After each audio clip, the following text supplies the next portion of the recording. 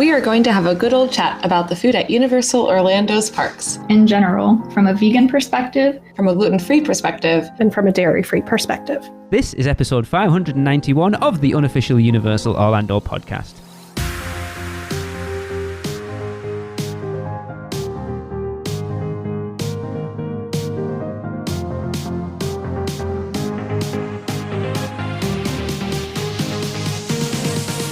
Hey everyone, welcome to the show. I'm your host, Lee. Pull the curtain back. We are recording this way in advance. It is the day of the big Halloween Horror Nights reveal, but we're not talking about that, even though I really want to right now. As you heard in the intro, we are going to have a good talk about food, because why not? And I have given Tracy, Chris, and Michelle the next 2 weeks off, actually, but I'm joined by some of my favourite people in the world. So joining me is Kayla Roebuck. Hey, Kayla. Hello. And Kelly Wood.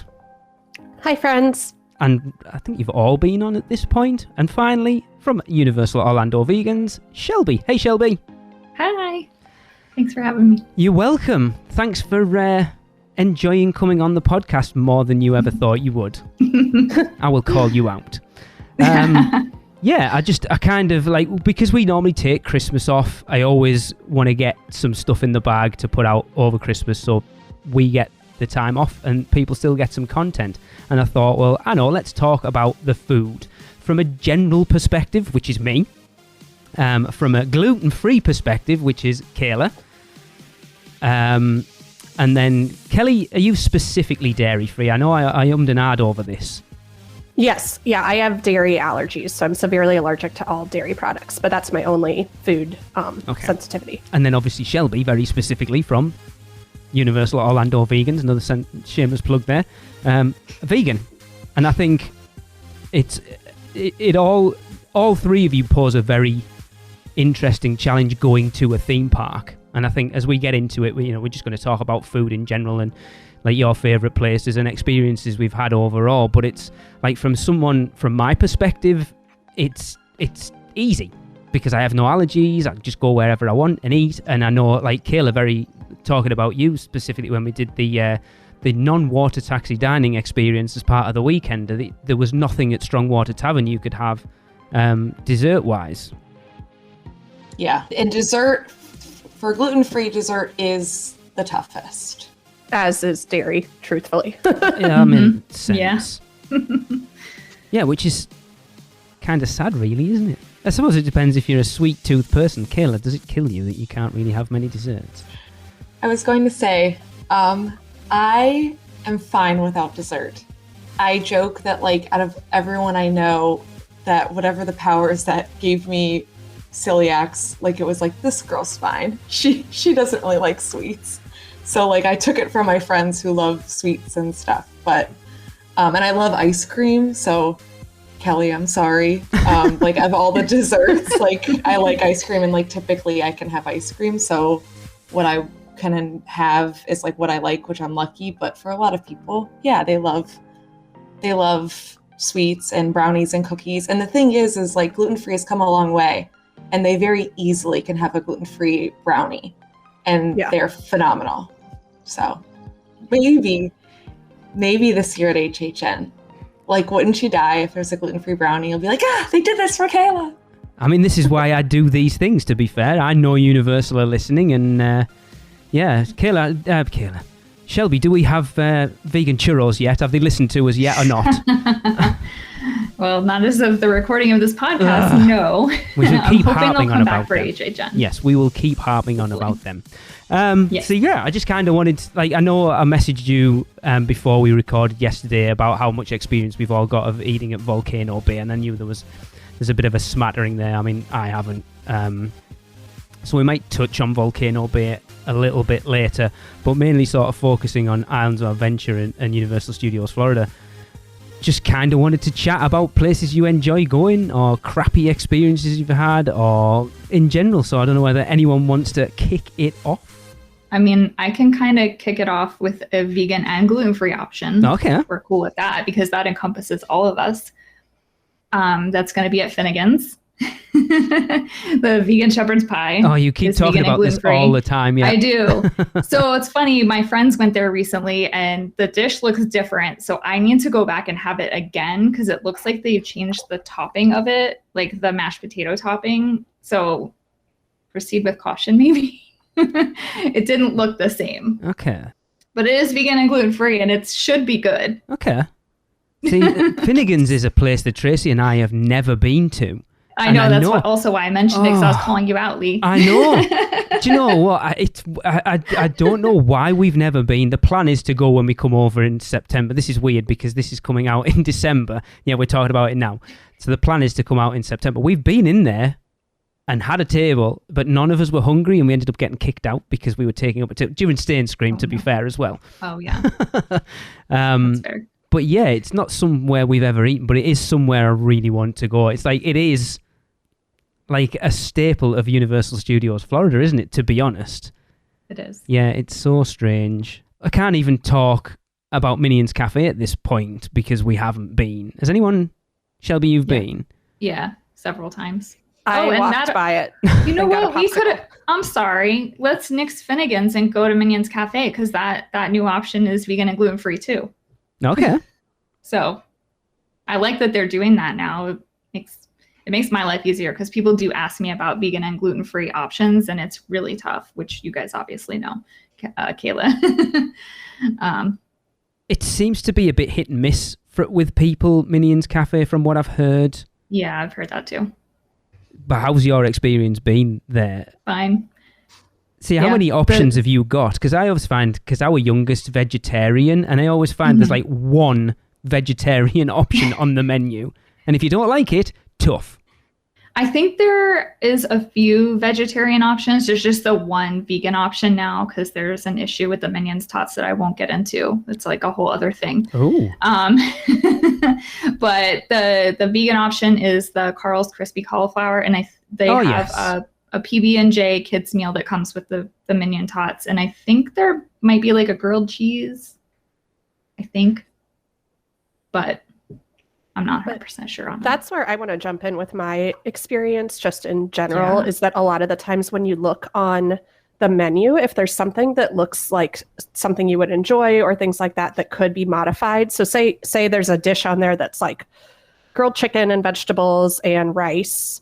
It might say nut-free and gluten-free, but if you take the butter off the vegetables, it might be dairy-free too. That might be a very easy swap for them to make. So I would say it never, ever hurts to ask if there's something on the menu that isn't labeled, gluten sensitive or vegetarian, that it would be pretty easy for them to swap out one part of the menu item. It obviously gets trickier if you're doing mobile ordering or things like that, but that would be if I had a soapbox that I want to stand on, is making sure that you ask if there's something that you want to eat, if there's something that looks good. It doesn't hurt anyone to ask if it can be modified to meet your dietary needs or restrictions or things like that. Because if you just go off what's listed on the menu, as helpful as that is, and as far as Universal has come, I think that'll be a big theme in what I talk about today, that Universal has come so far in having options for people with dietary restrictions.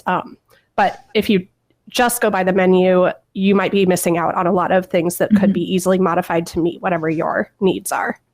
So I want to jump in and say, for gluten-free, there's barely anything marked as gluten-free. Okay. And there's a hell of a lot more than what they're putting on the menus. What I really need Universal to do is make a GFO, a gluten-free optional symbol. And that's the thing. So yes. I talk to everyone. I am a natural extrovert. I have no fear of people. So I don't care about going and asking and saying I'm gluten-free. And then I think we've touched upon it in other podcasts. Typically the chef will come out, talk to me directly. And then that, exactly what Kelly said, will walk me through with if you're okay with, so the tater tots, the vegan tater tots at Green Eggs and Ham, if I get it without the vegan sausage, it's gluten-free. So they'll tell me without the sausage, is that okay? And then one of the things that gets me is the sandwiches are not labeled gluten-free optional, and there's a gluten-free bun. And so like my first big trip that I went to a couple of years ago after being diagnosed with celiacs, I didn't get like anything because I didn't know. And then a week later, they came out, like the Universal blog came out with the gluten-free dining. And there was so much stuff that I didn't know about, but it's nowhere on the menu. Right. And that's a big issue because if you're not an outspoken person, I know as a typical Englishman, we are quite reserved in who we are and don't want to make a fuss. Or if you're not that type of person that like, do you know what, I don't want to be a problem. I just want to, it's fine, rather than ask. Because similar to that, it was interesting when we went to Mythos last year, our youngest wanted the fork, knife and spoon grilled cheese. And it's interesting that the tomato soup has beef stock in it. Mm-hmm. So she couldn't have the soup. She had to change it out for fries. But who would ever think that as a vegetarian you can't have tomato soup? It was bizarre. At Today Cafe, which I love, their potato salad is not gluten-free. And that's really weird. I don't know what they're doing. I have no clue because there's nothing, I've never had gluten potato salad. So like that's another one that's a little bit strange. Like you wouldn't think it. So I guess a point there is always tell the staff of whatever allergen you have, because it might be in some strange places and they're very educated and they'll walk you through and they'll be phenomenal if they know. To be fair, that potato salad's not all that. Everyone raves about it. I had it last year. I was like, yeah, no, I'll stick with the fruit next time, thanks. You know why? Because they add gluten to it. Maybe that's what it is. So I want to interject on that potato salad. So a while ago, my group partner, Steven, he runs the group with me, he went and they were telling him that the potato salad was all of a sudden vegan. And he's like, I don't believe you. That's weird. So he talks to someone. So they're using Vegenaise, which is dairy-free, obviously. But then they're also using, I think sour cream was the other ingredient, like another non-vegan product. And we're like, why are you telling people like that's dangerous?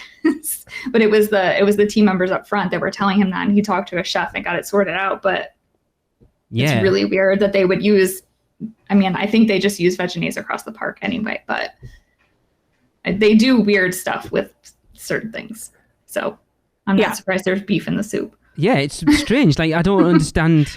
I mean, it's surely, I don't know, they obviously do big batches of it, so it's not something they can modify on the spot. But it's like you were saying, Kayla, if they've got those gluten-free options, it's literally a 3 letters on a menu for you to be able to look at a menu and go, oh, I can't have that, but I can have it modified, rather than having to go through the rigmarole of asking, can I have that? Yeah, and that really comes into play, especially, I was thinking back to the Weekender. Kayla, I'm with you halfway in the fact that I am not afraid to advocate for myself when I'm at a restaurant. But if I'm in with a group of people, I am sometimes more hesitant to be like, okay, I know all 5 of you want to go here, but I can't eat here. So can either we meet up somewhere? But I loved, Kayla, when we were at the Weekender, that we had known each other for like 2 hours and we were walking around and you were like, we're stopping here so I can get tots. And it was like, oh, I need to be more like Kayla when I'm in the parks. Not that I find myself in the parks very often with people I don't know, but that sort of thing of, if I'm going to a restaurant that I haven't been to before, I really rely heavily on looking at the menu that they have on the app or online. And that'll kind of help me determine whether I think it's worth, say we're in Islands and everybody wants to go to City Walk for dinner. And I've now walked all the way over to a restaurant that I've never eaten at before. And turns out there's not really great options for me there. I really rely on that menu. And I know it's especially tough with Universal that they have so many third-party restaurants that they're not, their own proprietor for every single restaurant. But even going, I think I talked about this last time we talked about food allergies, but going from menu to menu, the symbols are different. The labeling is different from menu to, like, even I think it's fixed now, but for a while there were a couple places that just a V meant vegetarian and VG meant vegan, but then it means something different somewhere else, where I'd be like, if I just want something quick, I love how many vegan options there are. I don't typically eat vegan when I'm preparing food for myself, but when I travel, I eat a lot of vegan food because I know it's safe. I know there's safe options. Yep. I know they use safe, or hopefully use safe food prep handling when they do that to avoid cross-contamination and things like that. But sometimes even from restaurant to restaurant, like really, really paying attention to how things are labeled, or if I have to order it differently, if I can order it right off the menu and it's vegan, or if I would have to modify something. So back to Kayla, I totally second that. Anytime I'm ordering food, even if it's like, I got one of the popsicles from Freeze Ray Pops that we can talk about, but it said vegan on the menu, but I double checked and said, I know it says vegan on the menu, but I have severe dairy allergies. Can you please just confirm that there's no dairy product in this blueberry lemonade popsicle, which there shouldn't be. But again, like to Kayla's point, you absolutely never know. It's really, really sneaky the way that, food is prepped, and especially anything processed and things like that. There's a lot of ingredients that you just would never suspect are in something like beef stock in a tomato soup, or, dairy in a beer that was fermented with lactose or something like that. So, yes, I totally second that of be really careful when you're looking at the menus and make sure you always talk to someone. I remember coming over for Mardi Gras the first time we came over for Mardi Gras in 2020 and sending Chris and Alexa around the Mardi Gras booths to find out the vegetarian options for our youngest, and he came back and we did it on the show because I've got a big grand reveal for you, everyone. Right. The twisted taters. And we're like, what? That's it. That's your vegetarian option. Like, you kidding? Yep. Out of everything, that was it. A twisted tater. Wow. That used to be the vegan options for horror nights, so I get it. But I don't eat those anymore. I feel like we're being a little down on Universal overall. I think if you go back to how the parks were 10 or 15 years ago, it's leaps and bounds, and they have to. I get that, but like I say, for me, it's not something I ever have to think about. Like, I can't imagine what it must be like whenever the Horror Nights food reveal comes out and they start all this, and you're like, yeah, can't have that, can't have that, can't have that. Like, I can't imagine how frustrating that must be, but it's difficult to see it from their point of view, isn't it? Because they can't accommodate everyone. Mm-hmm. Yep. So, but it is frustrating, especially if you're that person, or you've even got someone in your family who's vegan or whatever it might be. It's frustrating because you have to you can't just, like Kelly was saying, you can't just rock up somewhere and go, right, we're going to eat here because this person, there might be nothing on the menu that person can have. And I don't know how you do it, to be fair. Snacks. You bring a lot of snacks just in case. I mean, and then like empathy for like things like Mardi Gras and HHN. And I was going to say, obviously, like sitting at a bigger restaurant or like having more time, like going to somewhere where you have to where it's quick service. I feel like that's where a lot of people, if you're already nervous about talking, like you're really nervous because there's a line and whatever. But Universal is, at least for me, I've had all positive experiences with working with them. They never make me feel bad, or they never make me feel like, oh my God, there's a big line. What are you doing? And it's typically pretty fast. I think I've had one time at Leaky Cauldron, and it was kind of funny. I knew I wanted 3 broomsticks. I wanted gluten-free pancakes, but I had to talk to a chef. I already know what I want. And they're like, no, you have to talk to a chef.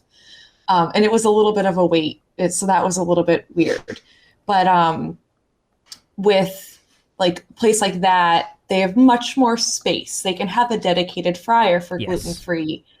With those booths, it's I can have empathy, and then that's where it's I'm okay with not having a ton of options. I get it. This isn't gluten-free Universal that's made for Kayla Roebuck. This is for everyone. So, and again, I felt like we started off really negatively.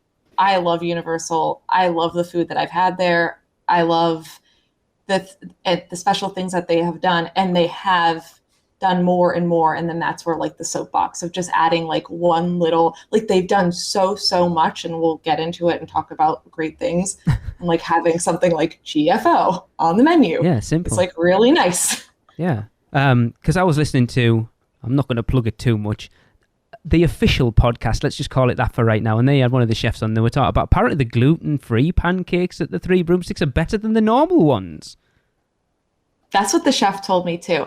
I don't even like pancakes, and I love these pancakes. And I will, every single time now since I've had them, I'll have like one day that I'll make sure I go in the morning and I get the pancakes. Like I skip Hagrid to get my pancakes. Oh, wow. That's dedication. Yeah. It's like I'm really interested in the vegan churros to see how different they are from the normal ones. Because if there's not a lot of difference, then just make them all vegan. I agree. Like I don't understand the. I really hope they come to Horror Nights, because it's really hard for me to get down for Mardi Gras. And this year, the only week my pass is blacked out in March is my spring break. I'm a teacher, and that's the week that my pass is blacked out. So I've never had a churro in my whole life before. And What? really like Oh, no. I was about to ask you, did you get to have butter. Mardi Gras? No, so Sorry. I'll be down for Horror Nights this year. So I would love to try one, but you know, I understand again that that's a specialty thing. And like Kayla said, like, I don't want to sound negative about it. I come up to this menu now, and sometimes it almost gives me more anxiety of like, oh my gosh, I have 4 things to choose from out of this menu instead of just one. And usually people tell me what I'm going to have for lunch here. And usually it's like grilled chicken and steamed broccoli. So when I have multiple options, which we'kelly get into with a couple places later on, it's like overwhelming for me. I don't know what to do with it when I can pick. So here we go. My vision of Kelly at Halloween Horror Nights this year, if they do the vegan churros, right? So, you know, in the Prisoner of Azkaban, when the Dementors come on the train and Harry passes out and Professor Lupin gives him the chocolate, right? So that's Kelly at the end of her first house with me going, eat this, it'll make you feel better. Honestly, it will. And my first vegan butterbeer, it was like the vegan topping came out like 2 days after we left the weekender. So I have not had, because I tried one without the foam for the first time on my birthday last year and I didn't like it. So I would really like to try it with the vegan foam. So without the foam is not very, like, it's too sweet, which is so ironic sweet. It was because so like sweet. the topping is sweet, but it like cancels it out somehow. I don't know. The regular butterbeer I believe it. The regular butterbeer is horrible anyway. Hot's the real answer. I tried frozen and it was so sweet. Really? I guess I'm like Kayla. I don't have much of a sweet tooth. I mean, don't get me wrong. If you put a bag of potato chips in front of me, I can eat the whole thing in one sitting. But, you know, it's tough to get through a cupcake. That's too much sweet for me. But we'll see. If not, I'll go back to my pumpkin juice. Yeah, but it's not the same. I'm glad Tracy's not here. We can get her off that soapbox. See, I wouldn't even know what sort of stuff what ordinary stuff would you not be able to have, Kayla, being gluten-free? Like stuff that the general theme park goer would take for granted. What can you not eat? I mean, most theme park foods. So I can't have fried stuff. I can't have bread. I can't have... So like, okay, I can't have a churro. I can't have a pretzel. I can't have a sandwich. Now there's gluten-free bread. I can't have pizza. Oh my God, that would kill me. Everything. But we don't have vegan pizza, but I get it. Everything. That sucks. But they're making a lot more. Do we want to talk about what they do have? Yeah. Go on, yeah, we should. We're all grateful. Should we start ungrateful here? Should we start with like breakfast? Would that be a good, like breakfast, lunch, dinner, snacks? Breakfast is an interesting one, isn't it? Because they struggle. We've talked about in other podcasts for years that there are very, very few breakfast options inside sort of the boundaries of City Walk and the parks. And I can't have a donut. Oh my.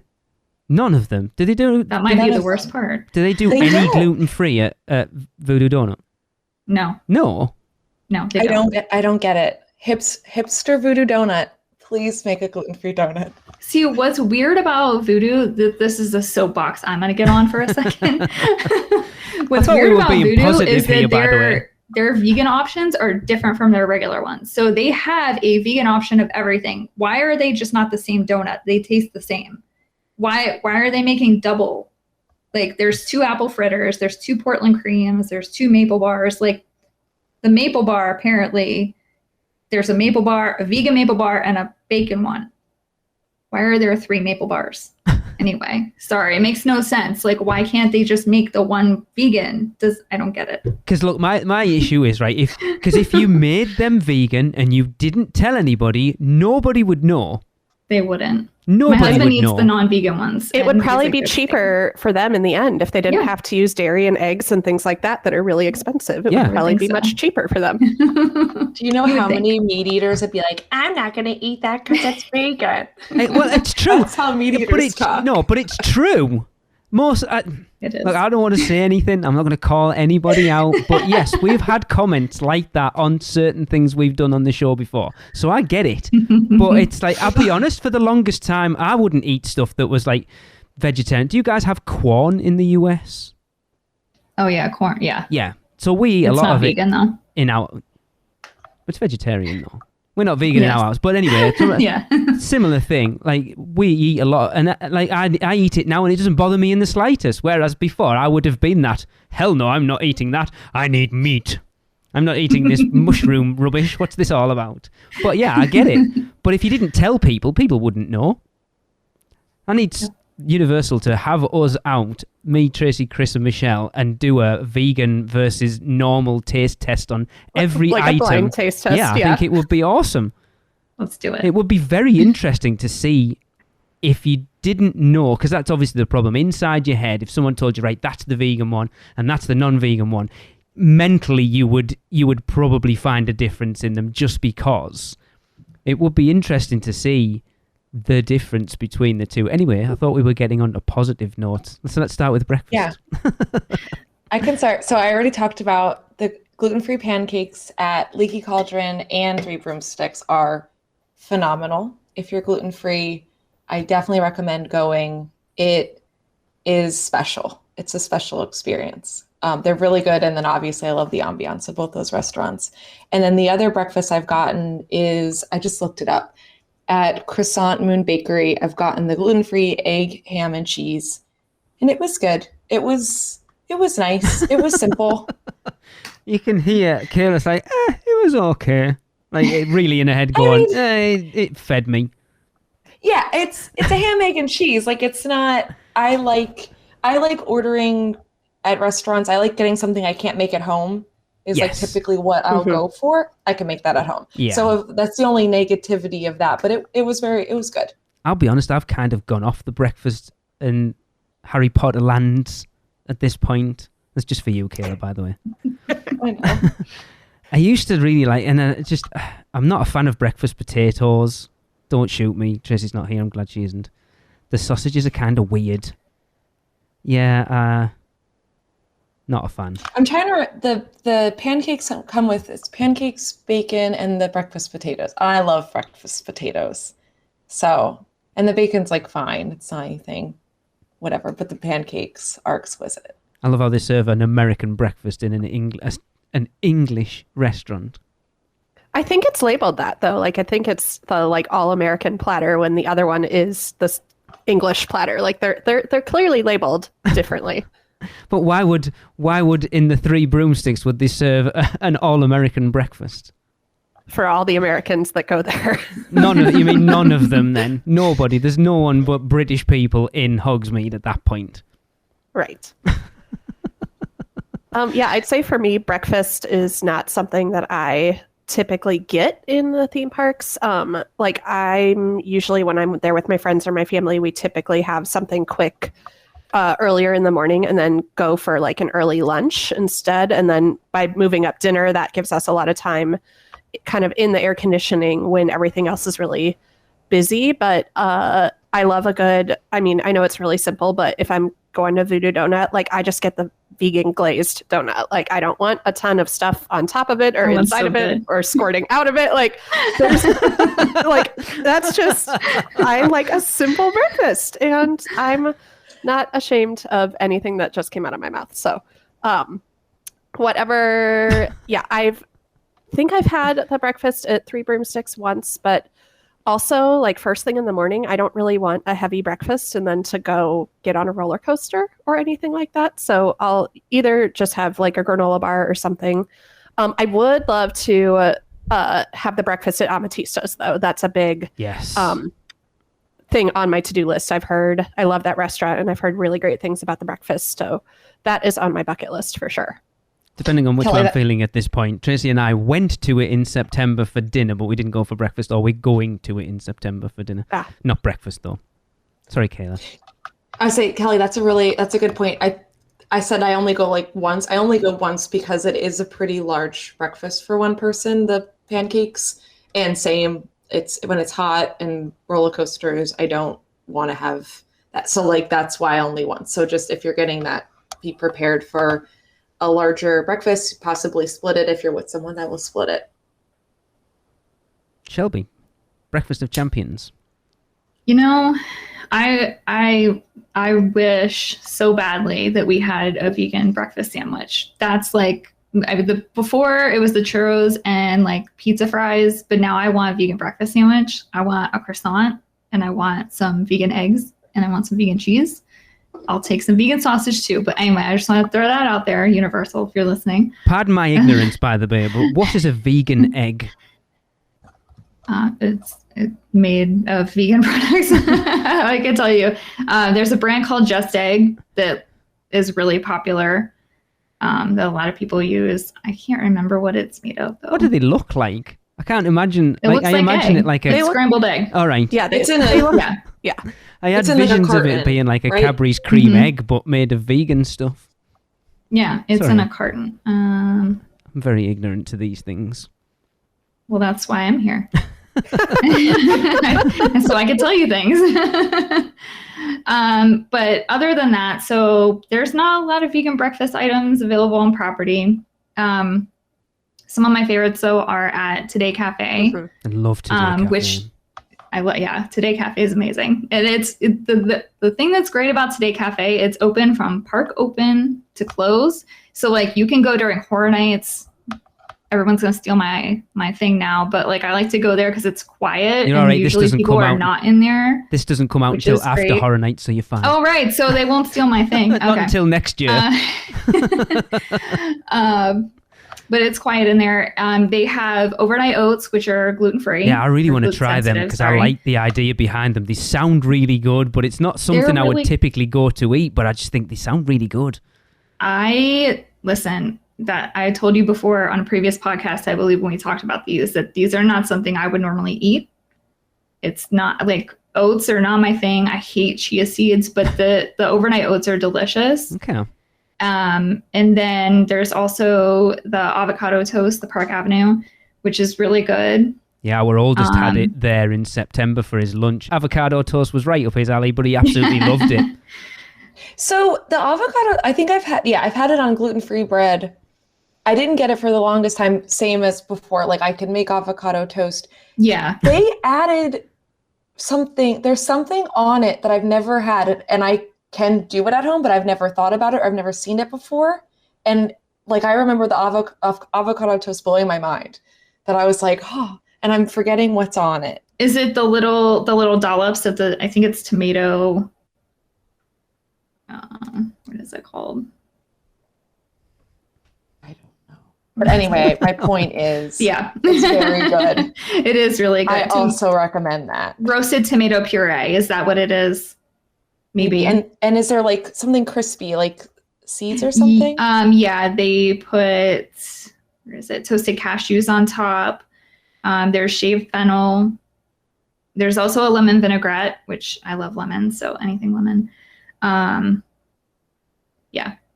I think to your point, the Today Cafe is one of those places that it doesn't matter what time of day you go, there's something decent to have. It is.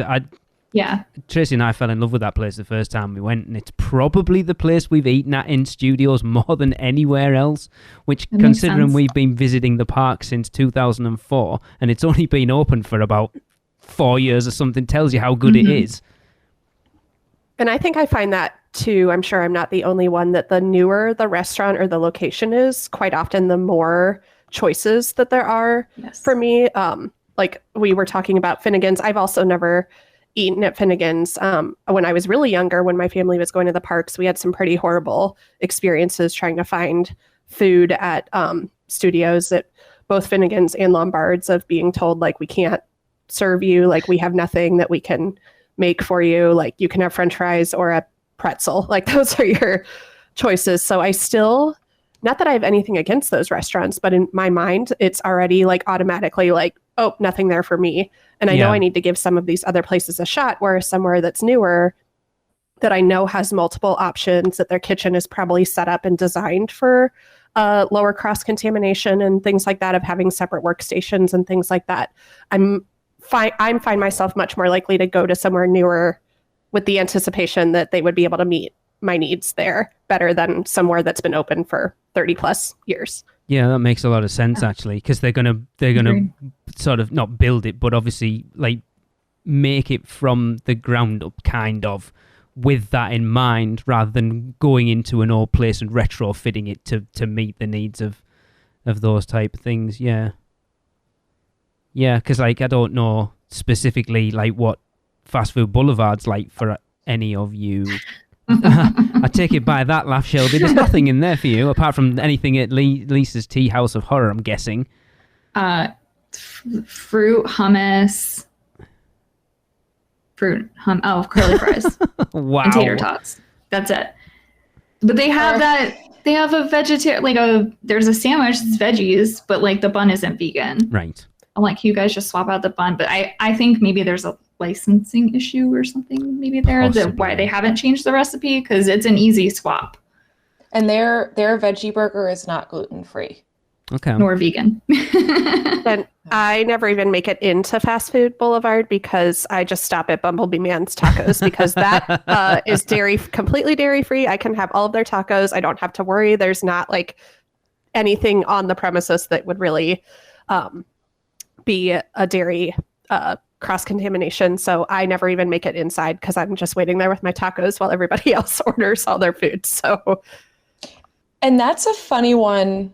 So getting back to like the poor labeling, and then so Mexican food is typically one of the safest things for gluten-free. It's typically corn-based, or if not, if there's flour tortilla, they typically have corn tortilla.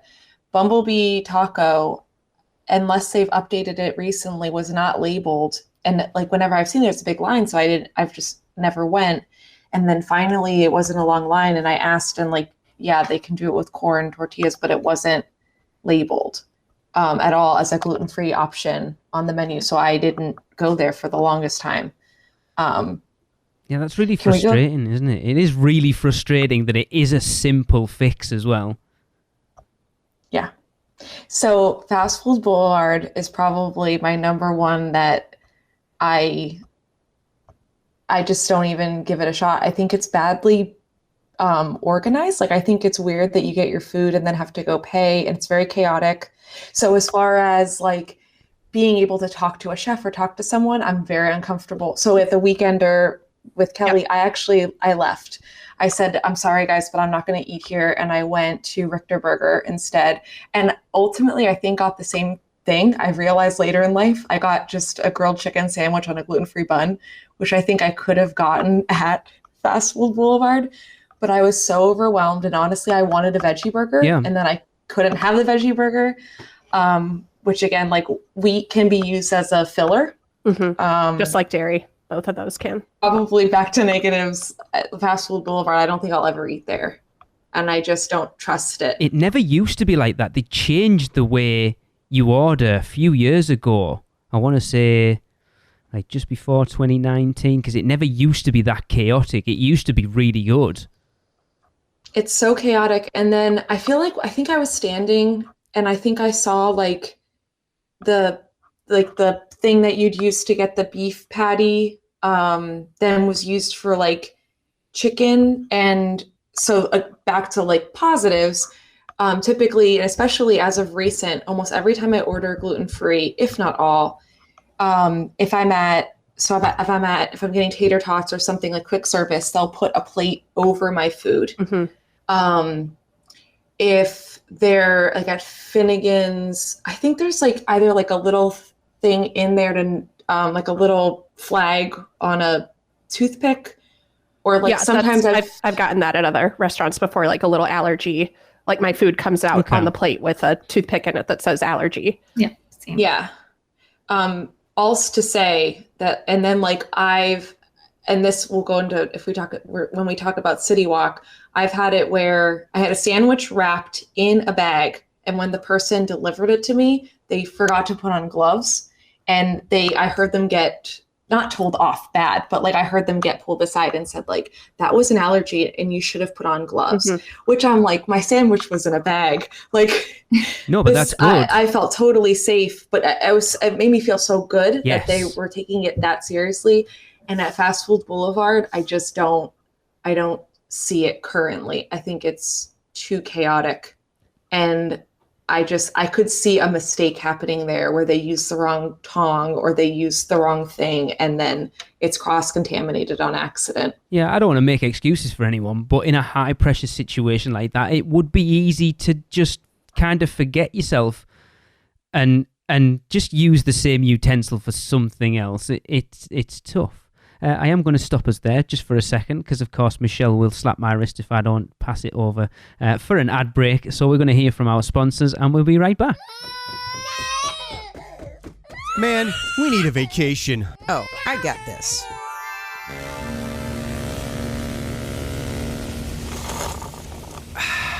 Whoa, that's awesome. But I was thinking something a little more adventurous. Okay, how about this? Yes! And how about some relaxation from Mama?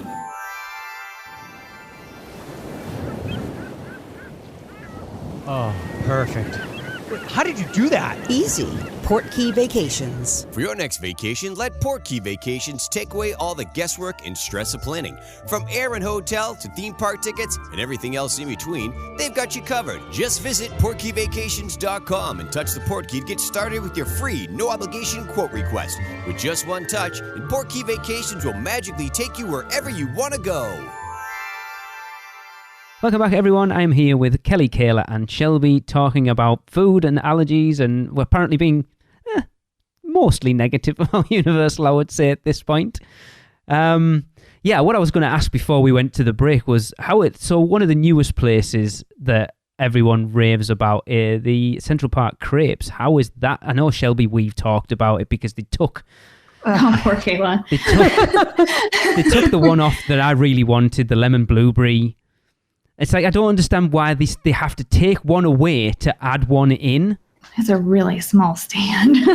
It's so small. I think that's why. Because people were complaining because they took away, we had a vegan savory crepe before, and then they put in the vegan berry that we have now. But people were like, why can't they have both? I'm like, you guys realize they have like two of the little crepe table thing. I don't know what they're called. Griddle. They have two of those, so they have to reserve one for vegan, and I'm sure, hopefully, and then one for the regular crepes. So they just don't, I don't think they have the capacity to have more than one that will suit at least vegetarians and vegans, maybe not gluten sensitive people. Right, here's the solution. Take over Circus McGurkus because the food in there is terrible. Make 1/2 green eggs and ham. Make 1/2 Central Park crepes. Problem solved. There you go. Because green eggs and ham isn't big enough to deal with how busy that place is. And Central Park crepes is the same. And it is. Circus McGurkus is terrible. It should be one of the signature restaurants in that park, and it's bloody awful.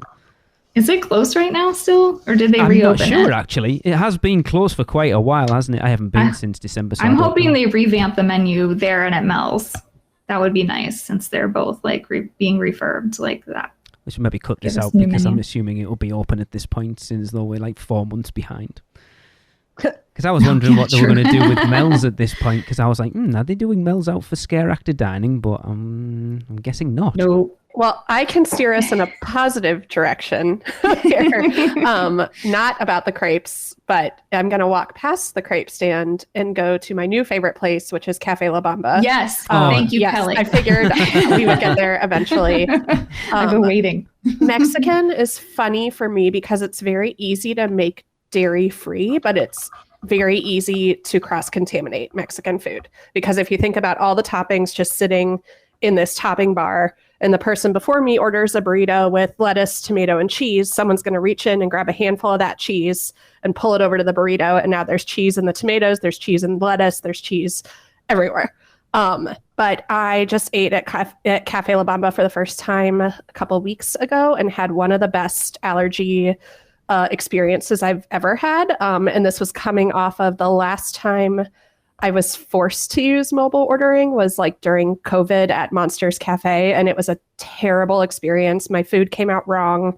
It came out like 25 minutes after my friends. It was just a very stressful experience. And this time was polar opposite. When I walked in, I was just curious. And the hostess explained that they were mobile order only, but it was, you would go to the table and mobile order your food.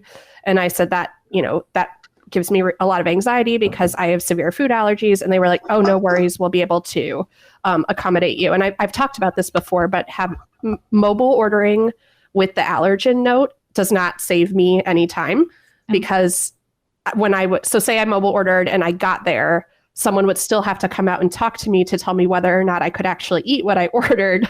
And then they'd go make it. So it's not a time saver for me. I would much prefer safety-wise to talk to someone in person than to just rely on a button on an app.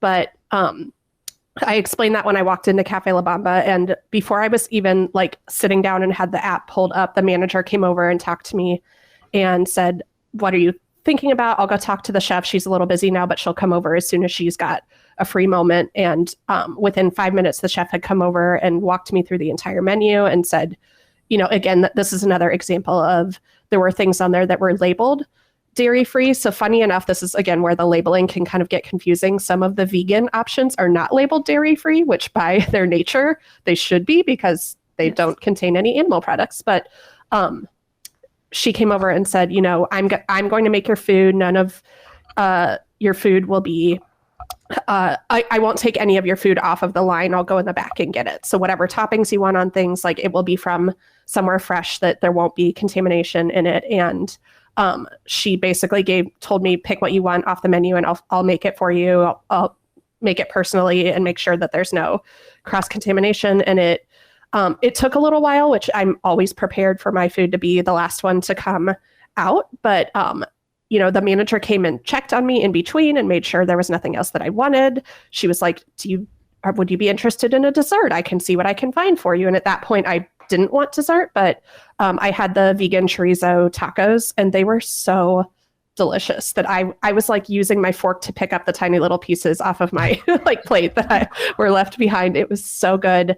They were so friendly. It was not stressful to order. And all of the meats are marinated there's no dairy in any of the meat marinades. So I could get steak tacos without cheese. I could get a chicken burrito without sour cream. Like I would have a lot of options there, and I cannot wait to go back and try more things. So I'm really, really hoping that this is a permanent opening for Cafe La Bamba in this menu and not a seasonal one, but we'll see. When I was there last, Cafe La Bamba was new-ish and the hours were funky, so I didn't get, and also it was Mardi Gras. And I was trying to get as much Mardi Gras, but there's a ton. I think everything but the burritos is gluten-free. And those are gone. So you're good. RIP to the burritos. They nixed them. So. And then just again, like general, the Mexican food, pretty much gluten-free, or there's an option. So, but I think it's only the La Bamba and Bumblebee. La Bamba's such a strange place, isn't it? Because it's never really been open, like ever, honestly. It's usually sort of saved for, like I know the RIP tours. It'd be interesting to see what the RIP tours do this year, because normally the food's usually in there. Do you have like your confirmation? Is it in there still? I honestly don't know. It was Michelle that booked it, so I don't know. I will get in touch with our tour guide. This is weird, talking about something that's going to happen in 6 weeks' time, but knowing that this podcast comes out 3 months after that. But yeah, I remember we had, it was like 2009 or 2013, we did the Superstar Character Breakfast in there, and it was kind of, It's a weird space, I think, to do. I think it works for like the VIP stuff and the RIP. But I think as far as a restaurant goes, it's kind of an odd space. But they have good food. I mean, that's all that counts, I guess. Really So good yummy. food. That's allergen friendly, Lee. Don't All right. knock on it. I'm not For knocking on it. I'm just everyone. saying. Thank goodness. For everyone. Yeah. That's why I'm helping promote it on here so it stays open. Hey, I'm doing my bit. If we get done here early, I'm gonna try to go over there. Supposedly they're open till 8 p.m. Ooh. I kind of want a burrito bowl now. You guys are making me hungry. It's interesting. I think it's funny that a lot of the places that we've talked about so far have been in studios. No one's really mentioned anywhere in islands yet. And I think we've talked about it quite a lot over the last few years, that studios, for all you've got Hagrid's in there and Velocicoaster and Kong, other than that, islands hasn't had a lot of love in a long time, like just sort of foundational sort of updates, where studios it's had the big updates with the attractions, but as far as the sort of restaurants and stuff like that, nothing's really been touched in islands, honestly, since it opened. And I think it's testament to it that we're talking here, and everywhere that you guys are talking about is Today Cafe or Bumblebee Mantaco or Le Cafe La Bamba. No one's mentioned anywhere other than the 3 broomsticks in Islands of Adventure. So I know that I was actually about to move over to islands for some places that aren't necessarily new restaurants, but they've added new sections of their menu. So specifically the ramen at Comic Strip Cafe. Yes. I haven't had that yet, but they've got the new ramen bowls, and there's a steak bulgogi bowl that looks really good. And then also at Thunder Falls Terrace, I love their barbecue menu, like their pork pernil and their rotisserie chicken and things like that. It's good. It feels kind of heavy if you're thinking about like pulled pork and rotisserie chicken and stuff like that, but it's prepared in a more like Caribbean or Cuban way where it's lighter in general. So like thinking about getting like a roasted pork and rotisserie chicken combo meal in a theme park sounds a little weird, but it's actually really fresh, and they I've had really good experiences there. When I want meal that I'm not going to go to Confisco or Mythos for. I think overall, like, I can't even think, if we eat, it's generally not in islands. I can't even think, like, other than Mythos, there's nowhere I can think that I was like a go-to place in Islands of Adventure to think, oh, I can't wait to go and eat there again. Really at all. So from a gluten-free perspective, Thunder Falls Terrace is awesome. So wait, I'm going to go back because we skipped over something that was like the biggest thing I wanted to say. Okay. Today Cafe, their Bulls and the Bears. I've gotten different sandwiches. For whatever reason, Bulls and the Bears sandwich. Now, I'm not like the biggest meat eater. I'm very picky about, I'm a very like farm to table. So I love it to taste fresh. I say like, I like interesting things that I don't make at home, but like, I like it to be like just like natural ingredients. And I don't know what made me order Bulls and the Bears, because I think if like my mom and dad saw it, they'd be like, she'd never order that. Like, it's the most weird un-Kayla thing to get. And it's like another new favorite, and why I'm bringing it up. And then maybe they can do this if you want a different sandwich, if you don't eat meat. The Bulls and the Bears, gluten-free, comes on like almost like a baguette. And if you've ever seen gluten-free bread for non-gluten-free people, if you're gluten-free, you know what I'm going to say. Typically, the bread now, it used to taste really bad years ago. They've come a long way. But for whatever reason, it's so tiny. Gluten-free bread is so small. And so like, and then it really sucks. Typically you're paying an upcharge for the gluten-free bread, and you're getting this measly, like, fits in the palm of your hand. Like, it's the smallest little thing. And you're like, oh, this is really sad.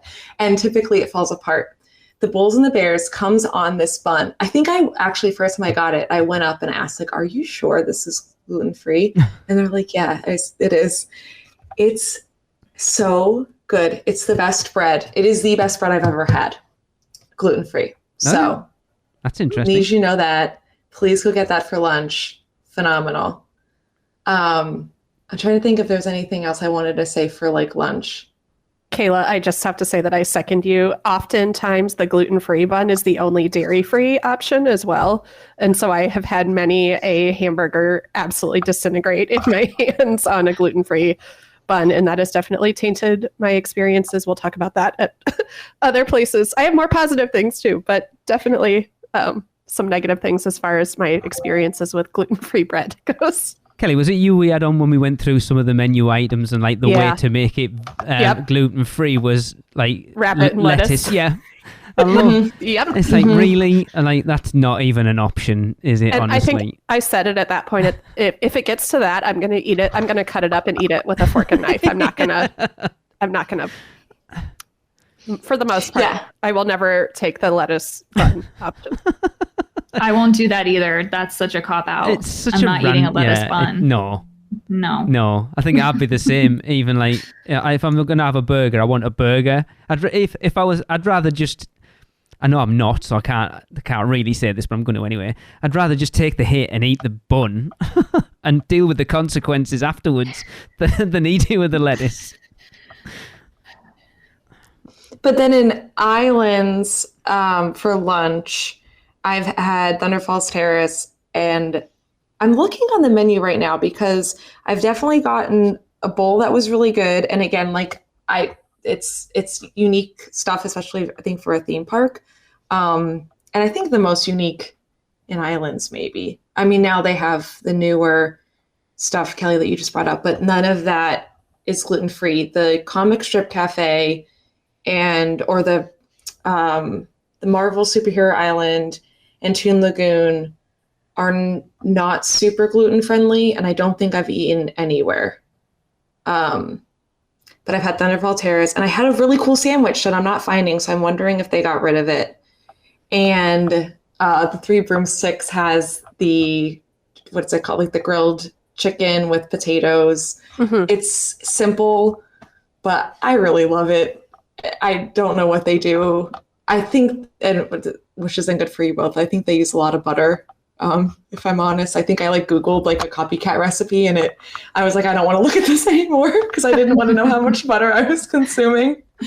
But that's it's really nice. I enjoy the Three Broomsticks for lunch sometimes. Yeah. I think again for splitting, and I don't know if I can say this. Sometimes I order the kids menu, and then that's like a smaller amount again because it's hot and you're riding rides. I think most of these dishes are a little bit larger, like what Kelly said, some of them that are a little bit heavier for that kind of day. It's nice to split or see if you can get the kids. I've never understood why it's not all right for an adult towards a kid's portion. If you're not that hungry, what's the big deal? I don't get it. I agree. Kayla, have you not had the rice bowl at Thunder Falls? I think I have. The new one, the meatless chorizo, is gluten sensitive. Ooh. Oh, no, I have not. I'll get that next time. I've had it one time and they messed up the chorizo, but I'm going to go back because I give everybody 100 chances. And then I've heard their wings, prehistoric raptor wing. That's such a cute name. I've heard they're really good, and they're labeled as, I think almost everything on this menu is labeled gluten-free or gluten sensitive. I think so. They're making an effort for all of this, I think. Raptors don't even have wings. That we know of. Well, the ones in Jurassic Park don't. They certainly don't fly. Can you imagine how scary that'd be? Flying raptors. People made up dinosaur sounds without hearing them, so. But there was a bit of research went into that, though, wasn't there? I didn't come up with that. I can't take credit. I saw it on a meme.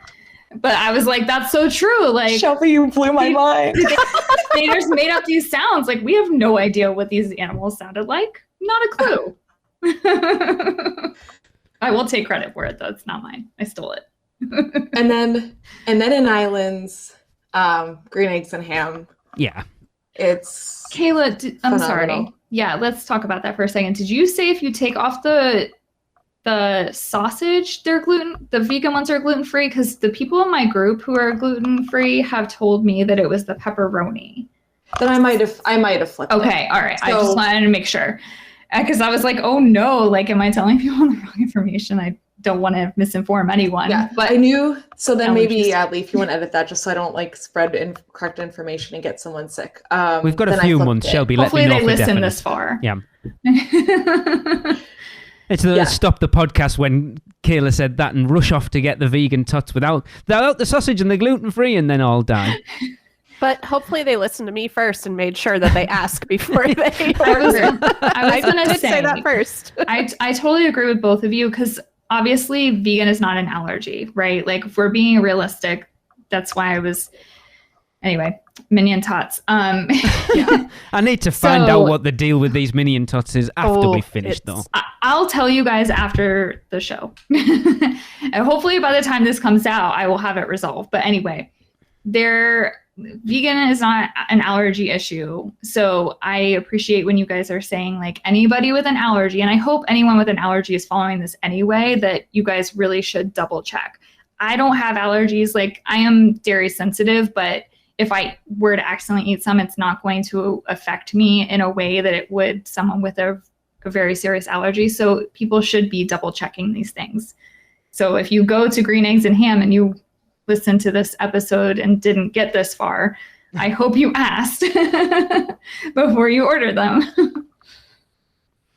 Yeah, but again, sort of talking about, like, even from my perspective, who has no issues, Ireland's is just, there's nothing, they really need to look at the food in Ireland overall, I think, because, as I say, I can't think of anywhere that right now, if we went, let's go and eat in Islands of Adventure and taking Mythos out of the equation, where I'm going. I was just going to say, I love Mythos. Yeah. And Mythos has gluten-free pad thai that is like, I think that's like one of their like signature dishes. Yes. So it's cool that it's gluten-free. I weirdly love, it's like very simple. I don't know. They do something special because I love it, but I usually get their like grilled chicken on a gluten-free bun. And again, like the bun is really good. It sounds really simple and plain, but I swear there's like magic in the Mythos chicken burger. And then it is just stunning. It is such a cool place to eat. It really is. Yeah, it's also the ambiance of it, right? Yeah, without a doubt. Makes the food better. Yeah, it is. Tracy and I going back there, will have gone back there, did go back there in September, whichever, I'll edit whichever one I feel like putting in. She's apparently the fork, knife and spoon grilled cheese is the greatest thing that she's ever had in her entire life. And I'm getting it when we have gone, went in September. Yeah, I love Mythos, Lee. I know you're a little hit and miss on Confisco, but I have had really good experiences there as well. Again, with their menu being a little bit more on the fresh side. I realized when I was looking stuff up for this podcast that a lot of the same menu items from Confisco can also be found at Mythos. Okay. Like the pad thai and things like that. But Yep. I love the ahi tuna nachos from Confisco, are really good. They're really fresh, kind of lighter lunch, especially if you're going for something earlier in the day like I usually do. And I think they both have good ambiance. Obviously, Mythos is just a really special place to be eating in. So, but both Mythos and Confisco have multiple options that would be safe for me. And again, with it being a sit-down restaurant, I trust them more than I would trust a quick service place to handle my order carefully. I had a not so great experience at Doc Segru's, which I wanted it to be a good. I really wanted it to be a good experience because I was like, the line is always short, pretty short at least, and it looks like it wouldn't be a ton of food. It's not super heavy. It was just one of very, very, very few experiences that I've had with a team member that wasn't overly positive. And absolutely everyone is allowed to have bad days. Everybody's allowed to have a grumpy day, whatever. Those, like, life happens. And for the most part, I've had very positive experiences with team members overall. But Doc Segru's is something that I kind of want to give another chance just for that, for the sake of trying again. But I felt like my food wasn't great because I had to get it like without some of the sauces or things like that, and that it was not very much food for how much money that it was, because it was like $15 and it was a pita with a couple little pieces of chicken in it. And Yeah, I kind of lost my train of thought with where I was going with that. But when I'm not local, so I don't get to come. I get to come maybe once or twice a year, if that. And so with having food allergies, I know I'm not alone in this community, that I'm very loyal to the places that I have good experiences with. And I'm very loyal to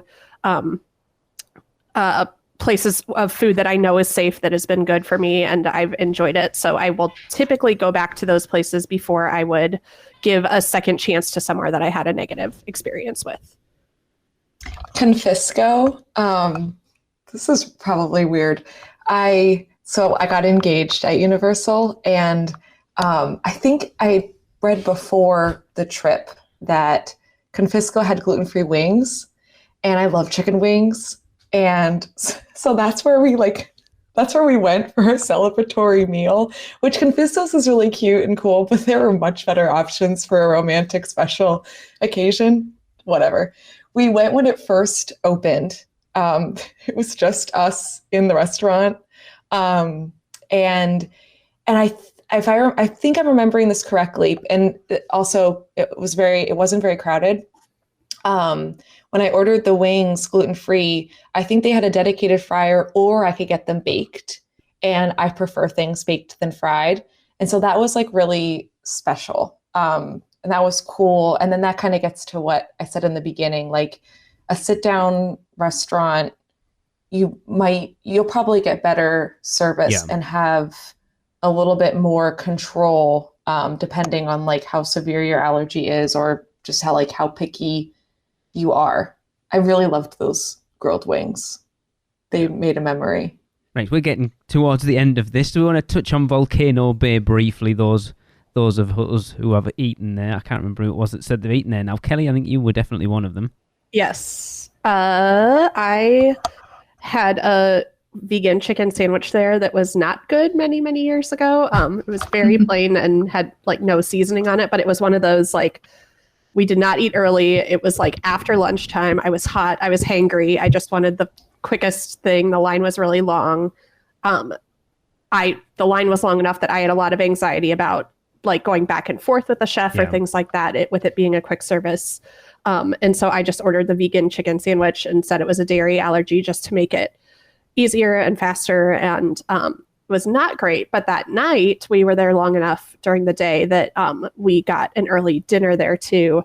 I had the poke bowl from, I think it was the Feasting Frog, I think is what that place is called. I'm not nearly as familiar with Volcano Bay as other places, but the poke bowl was really good.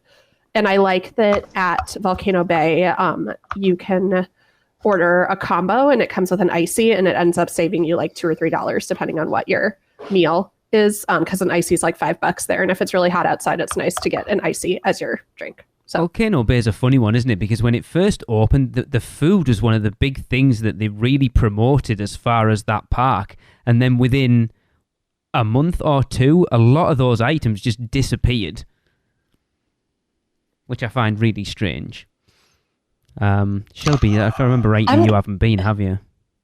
I'm trying to find what I had. I had a bowl. I have a video of me eating the bowl. Cool. And I don't remember where. That won't work well on a podcast, Kayla, to be fair. I don't remember where I got it. It was delicious, and it was definitely something unique and had that like Caribbean vibe, similar to like Thunderfall Terrace. And the rainbowy ice cream is I'm so jealous. one of the best. Yeah. If they make a vegan version, I mean, it's one of the best things I've ever eaten. I love that ice cream. It's phenomenal. Oh, my icy seems a little silly now, but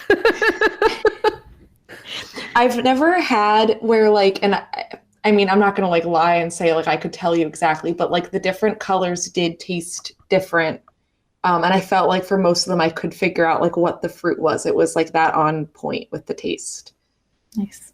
So I recommend getting the rainbow ice cream in a bowl. That's the one thing I wanted to try when we went for our little 2-hour tour around it, was that, but I wasn't hungry and then I couldn't be bothered to go and get it, so I never bothered.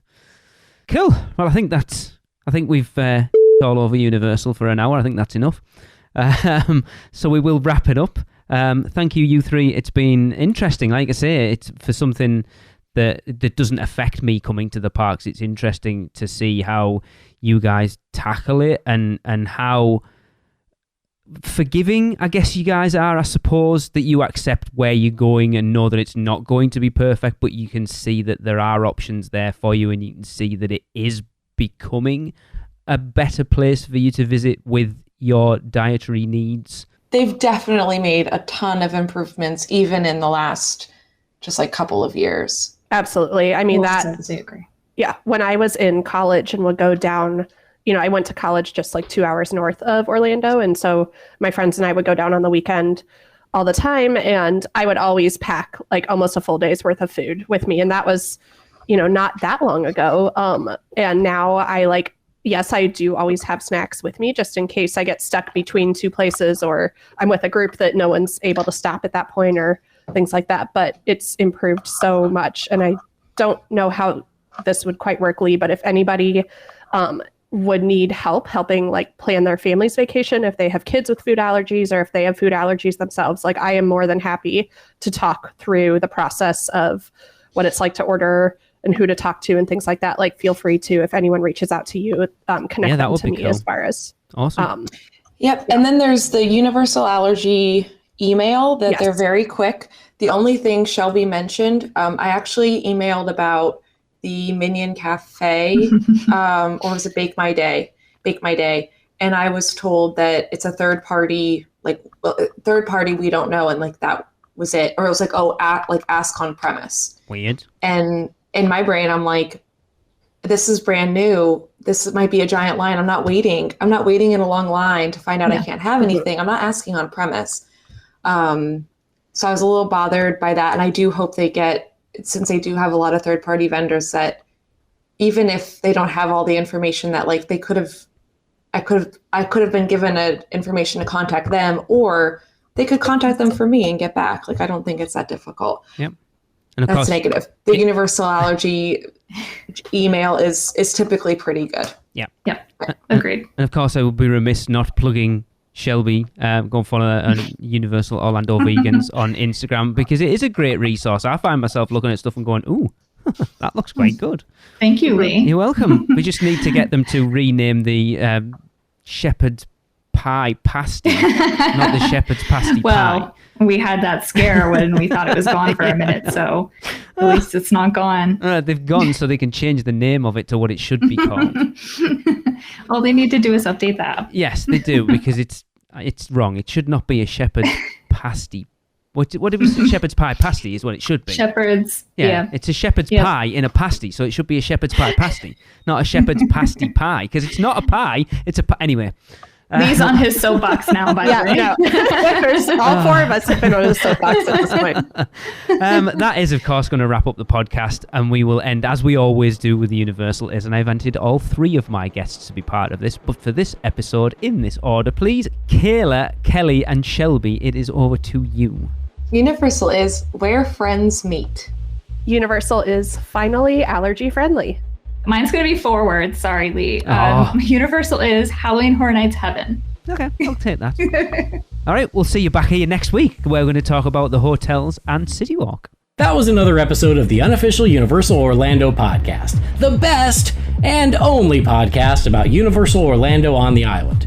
Check us out on social media on Facebook, Instagram, Twitter, YouTube, and Pinterest. Just search UUO Podcast. For all the podcasts, news, and articles, check out our blog at uuopodcast.com.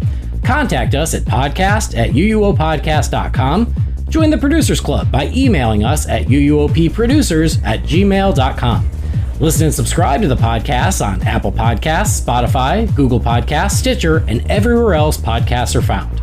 Check out our friends, the Theme Park Duo, for all your other theme park news, and email Michelle at portkeyvacations.net to book your next trip. So until next time, this is Amity 6, Call Off the Marines, we're coming home.